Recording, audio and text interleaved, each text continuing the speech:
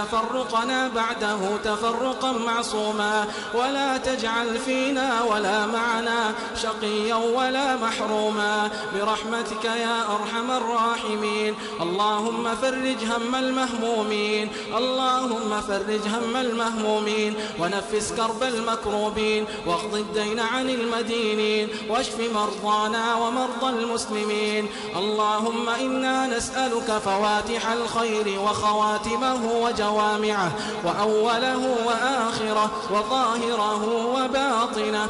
اللهم أصلح لنا ديننا الذي هو عصمة أمرنا، وأصلح لنا دنيانا التي فيها معاشنا، وأصلح لنا آخرتنا التي إليها معادنا، واجعل الحياة زيادة لنا في كل خير، والموت راحة لنا من كل شر برحمتك يا أرحم الراحمين. اللهم إنا نسألك موجبات رحمتك وعزائم مغفرتك والعزيمة على الرشد والغنيمة من كل بر والسلامة من كل إثم والفوز بالجنة والنجاة من النار برحمتك يا أرحم الراحمين. اللهم اغفر للمسلمين والمسلمات والمؤمنين والمؤمنات، وألف بين قلوبهم، وأصلح ذات بينهم، واهدهم سبل السلام، وجنبهم الفواحش والفتن ما ظهر منها وما بطن برحمتك يا أرحم الراحمين.